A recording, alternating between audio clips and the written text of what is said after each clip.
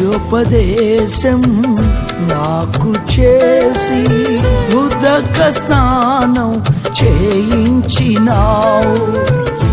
అమూల్య విశ్వాసం నాకు ఇచ్చి నిత్య జీవమునకు వారసుని చేశావు.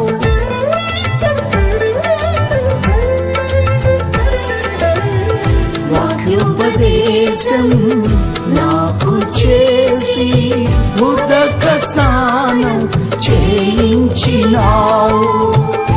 అమూల్య విశ్వాసం నాకు ఇచ్చి నిత్య జీవమునకు వారసుని చేశావు. నా యేసయ్యా, నా యేసయ్యా, నిత్య జీవమునకు వారసుని చేశావు.